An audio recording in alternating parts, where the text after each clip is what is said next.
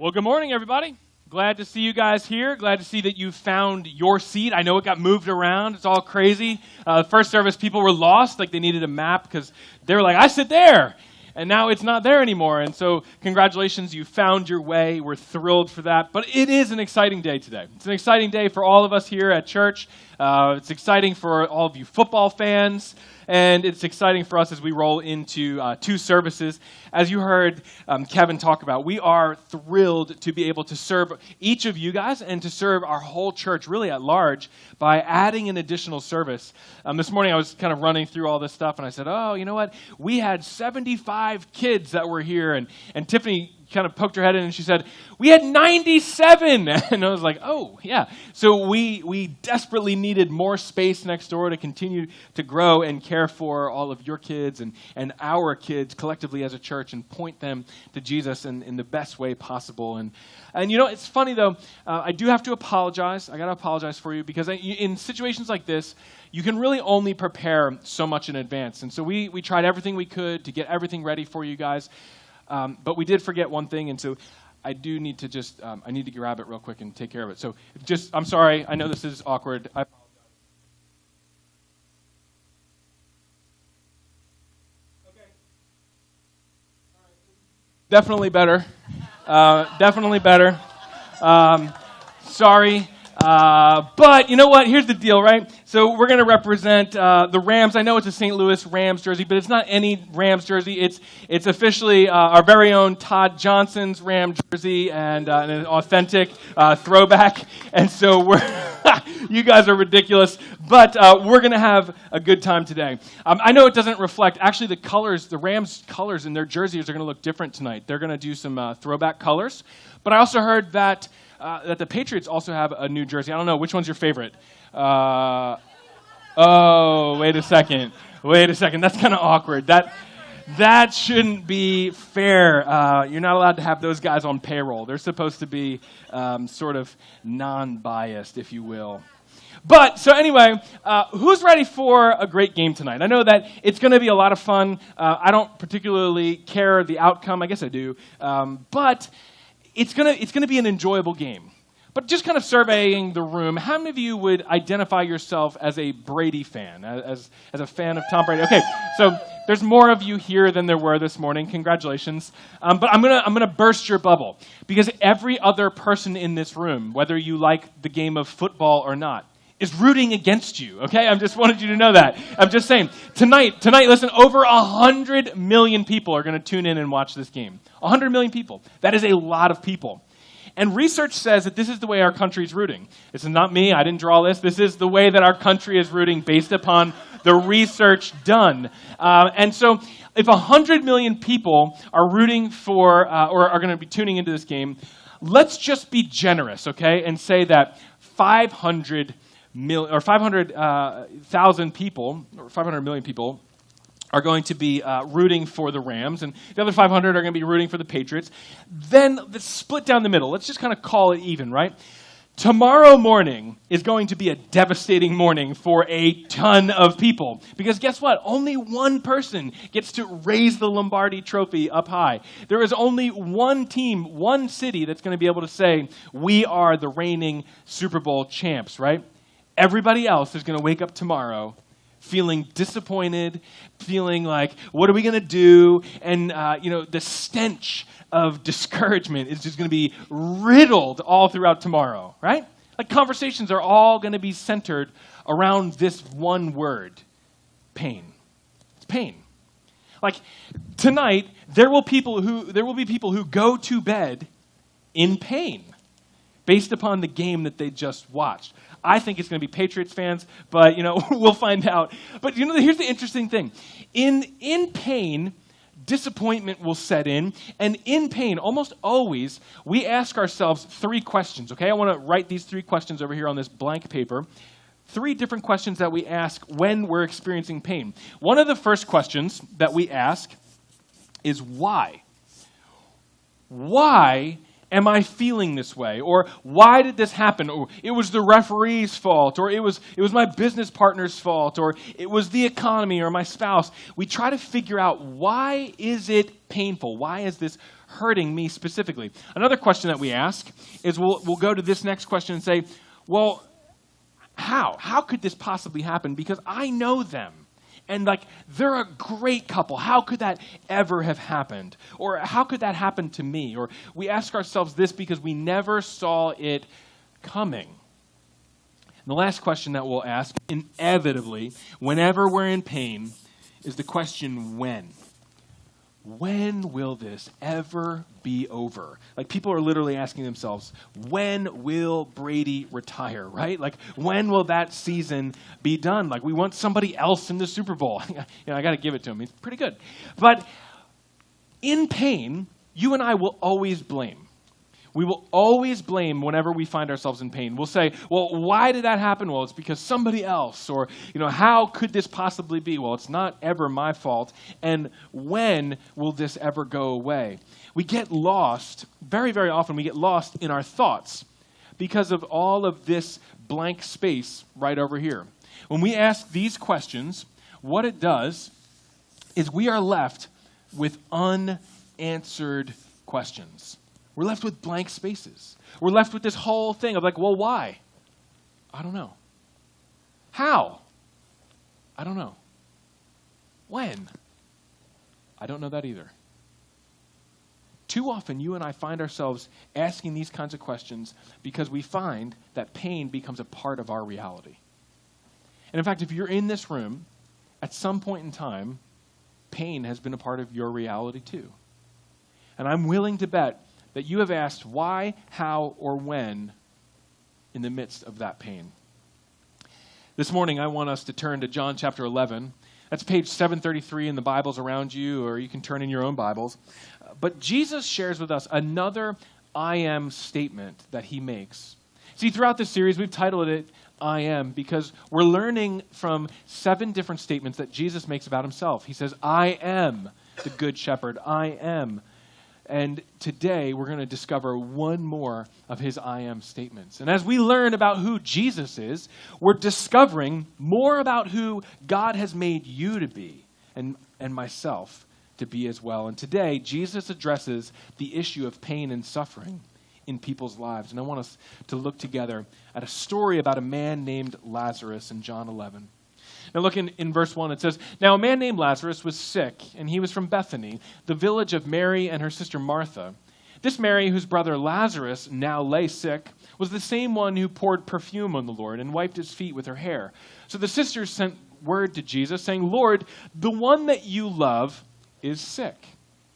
When he heard this, Jesus said, Well, this sickness will not end in death. No, it's for God's glory, that God's Son may be glorified through it. Jesus loved Martha and her sister and Lazarus. Yet, when he heard that Lazarus was sick, he stayed where he was for 2 more days. From this, it's very clear that Jesus had a great relationship with this family. Jesus had one of those relationships that was just kind of, it was unprecedented with Mary and Martha and Lazarus. There was this mutual love for one another. But in verse 12, it goes on, and we see that after he had said this, he went on to tell the disciples, that our friend Lazarus has fallen asleep, but I'm going there to wake him up. I'm going to go wake him up. So his disciples replied, Well, Lord, if he's just sleeping, then he'll get better on his own, right? And Jesus had been speaking of his death, but his disciples thought that he just meant natural sleep. It's so fascinating to me the way that this whole scene plays out, because you got Mary and Martha, and you can see that their brother Lazarus is getting sick. And so what do you do when somebody that you love gets sick? Well, you start telling other people. Like my daughter Grace had the flu all last week, and it was like terrible. It knocked her out for about a week. And so we were like, yeah, how's Grace doing? Telling people about that. And then, but she started to get better. Well, what happens when people don't start to get better is you start calling people and saying, hey, you probably need to come and say goodbye. You need to come and see them. And this is what Mary and Martha do. They say, hey, Jesus, your friend Lazarus, actually the one that you love, is sick. I love the way that they send that message, right? Hey, the one that you love, Jesus, it's reminding Jesus of his feelings towards Lazarus, right? Like, hey, don't forget you love Lazarus. Hint, hint. Like, couldn't you fix this? Like, you do something, Jesus. But then John reminds us of the way that Jesus felt in verse 5. He says, Jesus loved Martha and her sister and Lazarus. So it's very clear from this scripture, from right here, that something unique is going on here. Okay? It's clear that there is no question that the one that Jesus loves is sick, and the one that is loved by God is sick. Like, so Jesus knows that he's sick, and he also loves this guy. See, when you and I are in pain, when we find ourselves asking why, how, and when, we also immediately start filling in these blanks. We start filling in these blanks with conclusions that God must have forgotten about us, that God no longer cares about us, that God doesn't love us anymore. And we think that if God is actually good, if God is actually real, then bad things, then these blank spaces should not be happening to us. And I got to tell you that when we do that, what you and I are actually doing is we're minimizing God. We are making God so much smaller than he really is. See, we're saying, God, you are just like, you're like me. You're like everybody else I know, that you forget about things.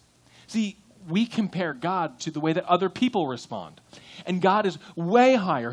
His ability is way greater. In fact, that's what sets him apart as God, is that he is not like you and I. Like, we forget. Husbands definitely forget. And like, we live our lives with that reality. And yet, if we were to say that God forgets, we're making the grand nature of who he is into this very, very small person. And God loves you way too much. God is incapable of forgetting you, incapable of missing out on a detail in your life.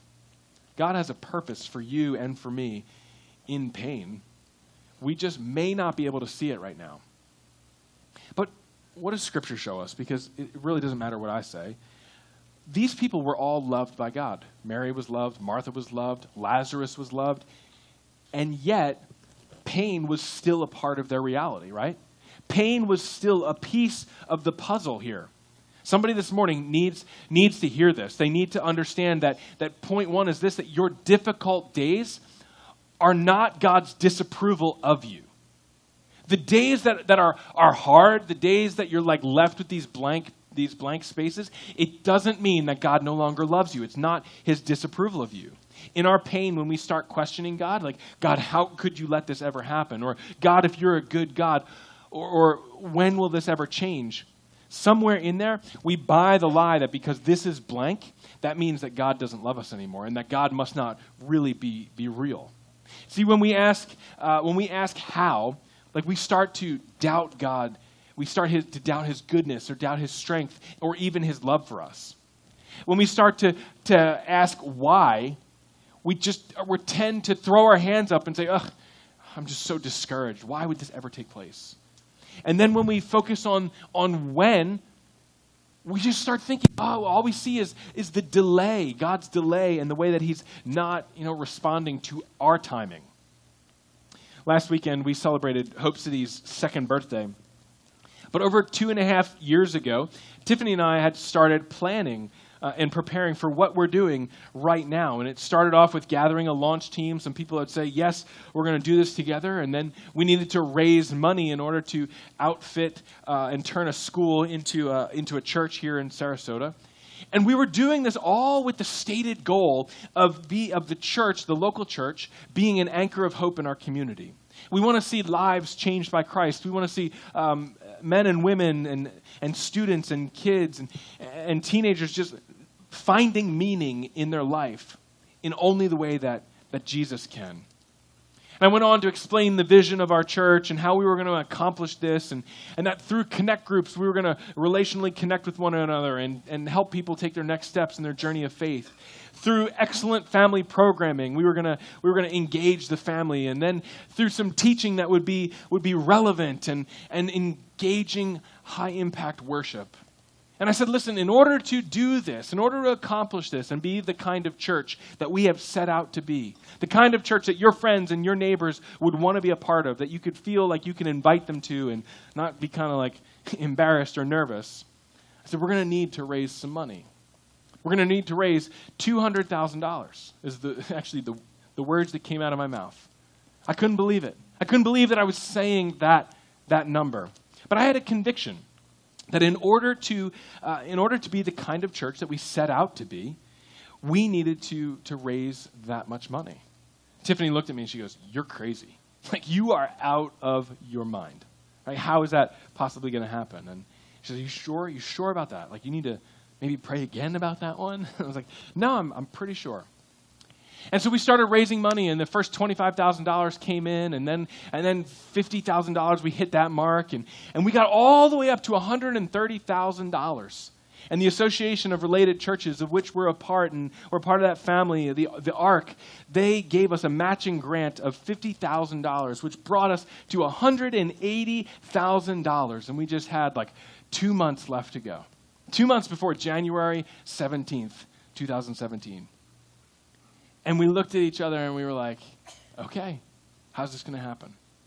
But in my mind, I started looking at it being the $20,000 started growing as bigger and bigger and bigger and bigger. And I couldn't get my eyes back on the $180,000. Why? Because there was a blank space in my mind.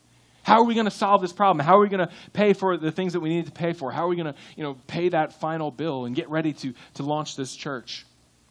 And I started to ask questions in my head. I was like, what next? Like, did I shoot too high, or was I wrong? Like, where was God in all this? Doesn't God want this church to succeed? And I had so many questions about what was coming or what the blank space was. And see, in my doubts, I know that we're very similar in many ways. Because in our doubts, we fill these gaps with all kinds of things. Things like, it doesn't matter to God, or, Hope City isn't that important, or I didn't really believe that, but it was things that were going through my head.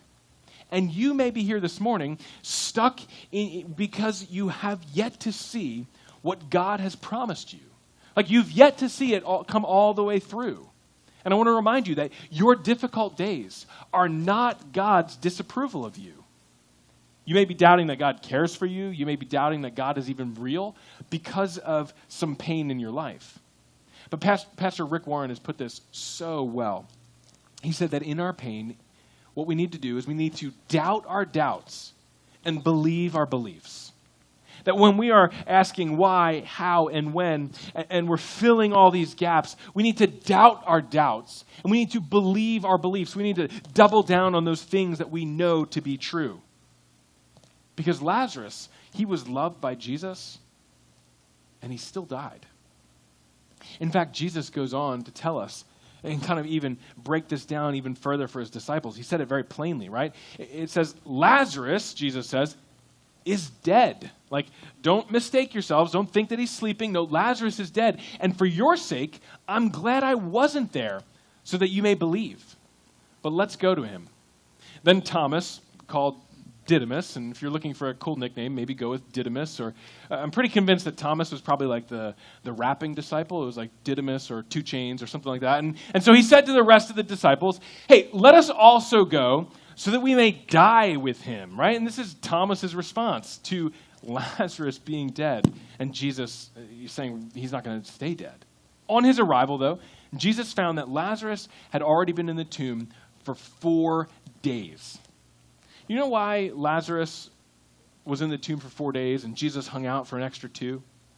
Because there's a commonly held cultural belief that when somebody died, that person's spirit hung around the tomb for 3 days. And so that spirit could potentially kind of come back into the body. And so Jesus says, nope, I want everybody to know that there is no chance that spirit has hung around. There is no chance that anything other than an act of God is taking place here.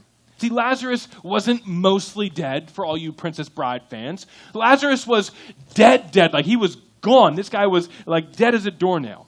And Jesus didn't want any confusion as to what was happening next. Look at what happens. It says, when Martha heard that Jesus was coming, she went out to him, But Mary stayed at home.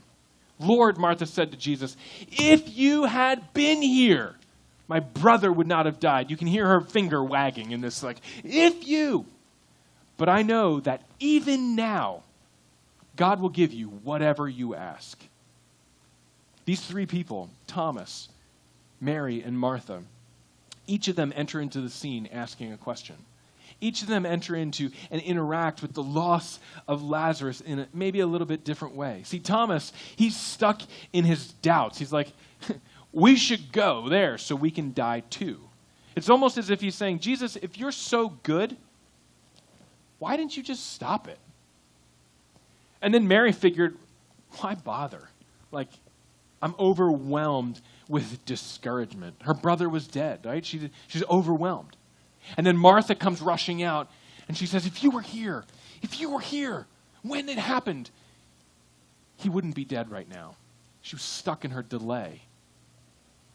See, each one of these people had a question that stemmed from pain, and they were left with blanks. They were left with these lines, and they didn't know what to fill it in with. See, we all like blanks filled in, right? Like, secretly, you're hoping that I write something in here to fill these blanks in. I'm not going to do that. Because there's some of you in this room that if I miss a point or you miss listening or something, and afterwards you'll come up to me and you'll be like, hey, what was point 2? Or what was that you said? What goes in this? And you'll show me your message notes. And it's because you have to have those blanks filled in. I know you. In fact, today, because of you, I almost put a whole bunch of blanks in there just to mess with your heads. And I was like, no, you know what? I'll be nice. I won't do that to you guys.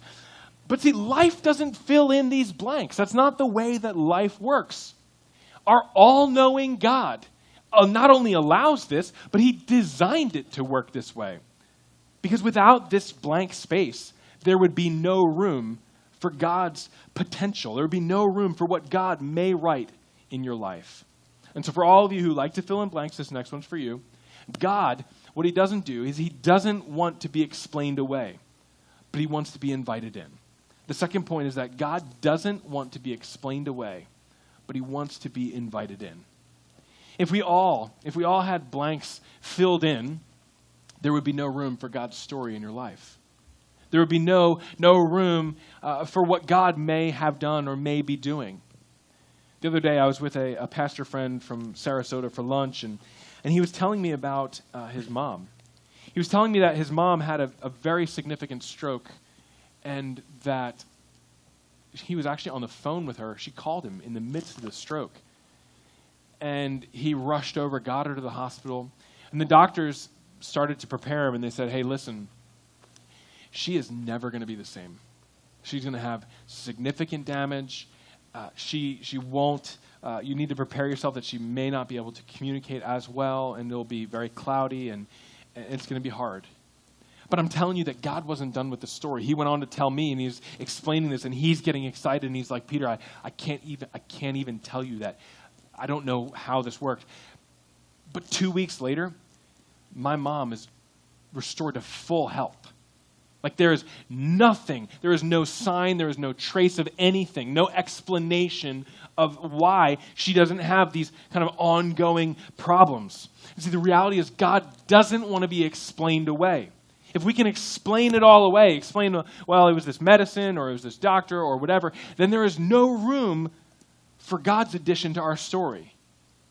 Moments before Jesus was born, you guys remember this? When Jesus is being born, Mary and Joseph they're headed off, and they're looking for a place for Mary to give birth to baby Jesus.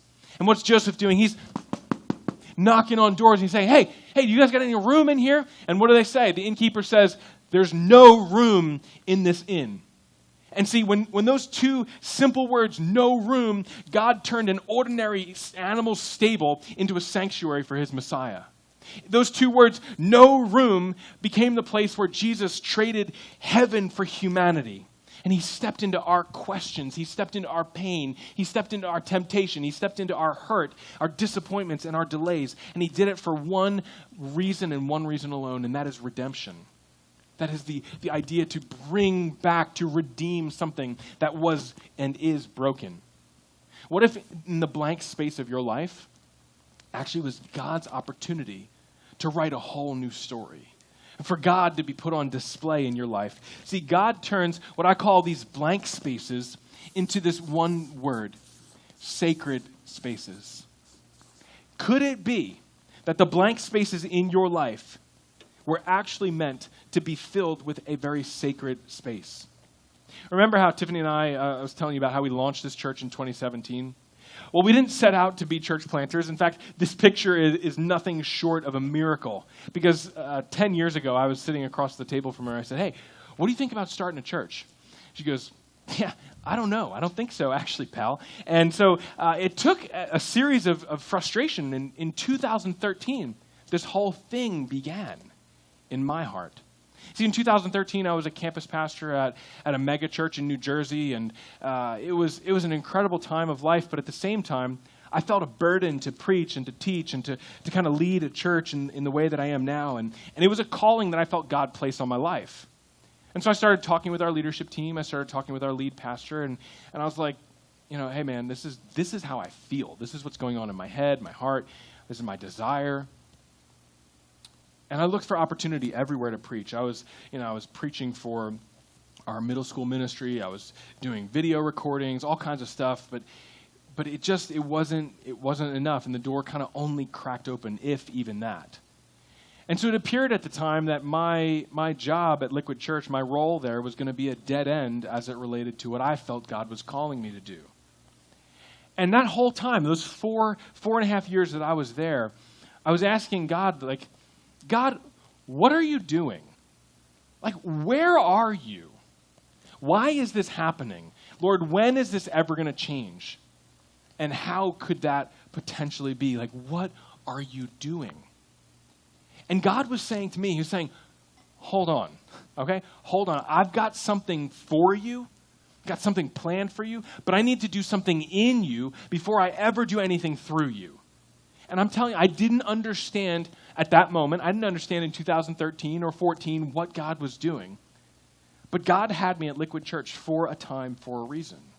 And during my time there at Liquid Church, it was one of the fastest growing churches. Outreach Magazine named it one of the top 100 fastest growing churches in America. I had the privilege of sitting underneath of, I believe, one of the greatest, most gifted communicators that is alive on this planet today. And I got a chance to learn from him. I got a chance to sit, at the table and be invited into the big boys conversation of how do you craft a message and how do you make it in a way that's engaging and in a way that people want to listen to. I considered it my second seminary degree, truthfully, now that I look back on it. My first, I graduated from Biblical Theological Seminary, and I graduated with a Master's of Divinity, right? Ready to take the world by storm. And then I would say that I graduated from Liquid Church some 4.5 years later with a Master of Practical Ministry, just the nuts and bolts of how do you do it. See, don't kid yourself. There are times in life when it feels like this blank space is overwhelming. And the question is, what are we focusing on? What are our eyes seeing? What do we see in that space? See, let me encourage you, if you feel this way this morning, if you're discouraged, that even if your circumstances aren't good, God's purposes in your life always are. God's purpose in your life always is good. God doesn't want to be explained away, but invited into the blank spaces in your life. And all of this leads up to the most powerful I am statement that Jesus could possibly make. Look back at what he says in verse 23. It says, Jesus said to her, your brother will rise again. And Martha goes, yeah, I know that. I know he's going to rise again on the last day in the resurrection. See, Martha is confident that Lazarus will be raised to new life on that day because she was future focused. She was looking to the resurrection, but Jesus wanted her to focus on the present, the here and now of what he may do in her today. She had given up hope of seeing Lazarus alive, but Jesus wasn't done. He was getting ready to reveal one of his most powerful statements of what he says right here in John chapter 25. He said to her, I am the resurrection and the life. He who believes in me will live even though he dies. And whoever lives and believes in me will never die. In the midst of disappointment, in the midst of despair, do you know what Jesus is saying? He's saying, I am the resurrection and the life. He doesn't say, hey, listen, Martha, I'm capable of resurrecting Lazarus. No, he says, I am the resurrection. I am the life. Resurrection is who he is, not what he does. See, let me remind you today that your disappointment is not your final destination.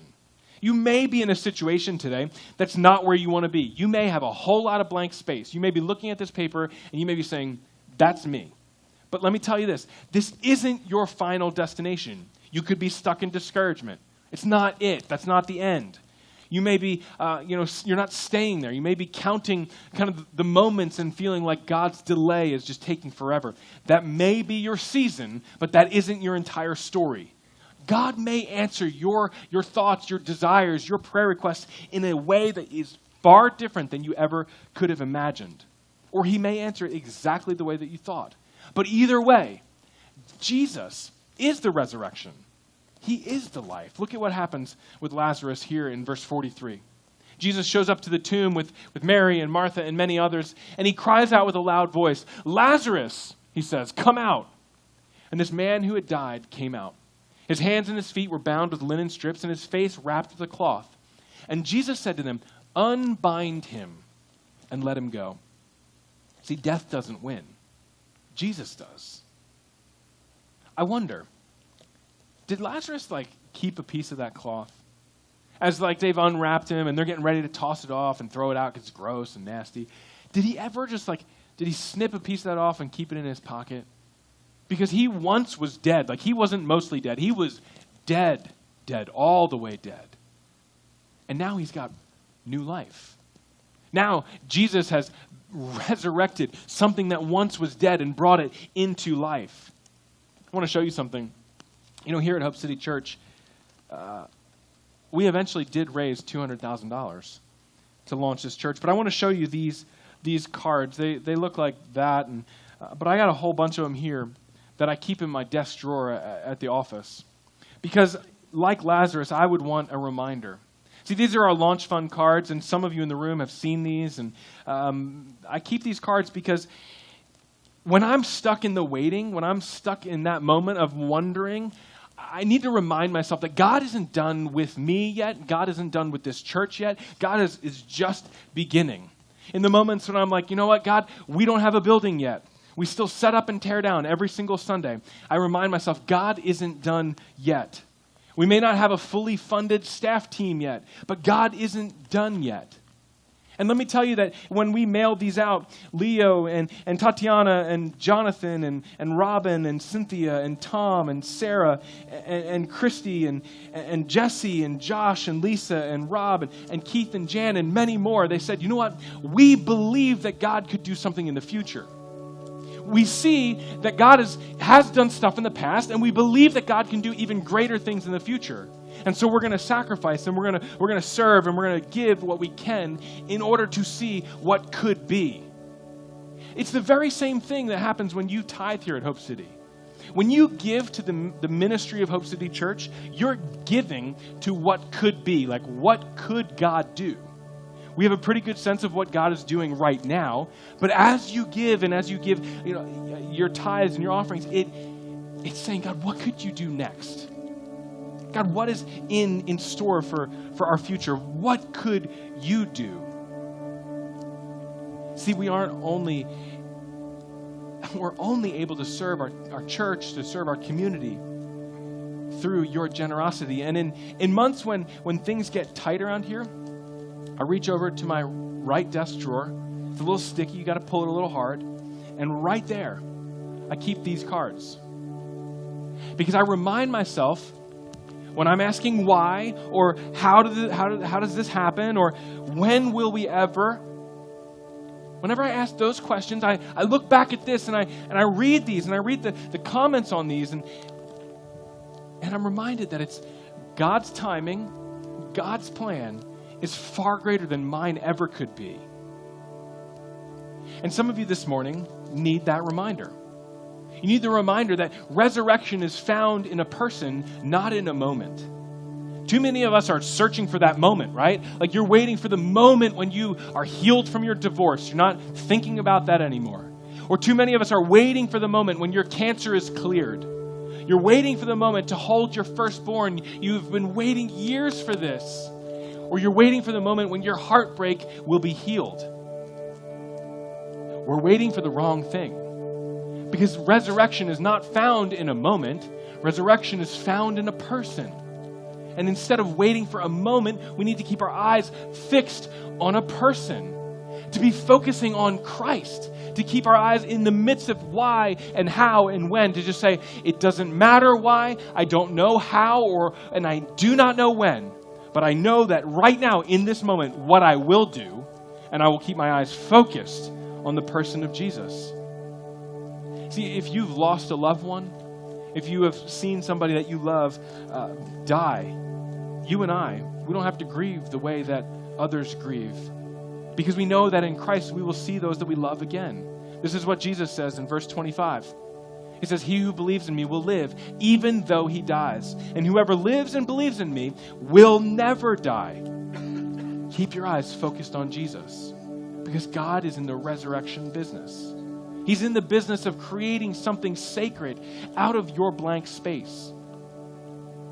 But do you know why you and I feel disappointed with why, how, and when? Because disappointment is the feeling that there should be something better than is. Think about that for a minute. When you're disappointed, it's because you have the sense that there should be something better than this.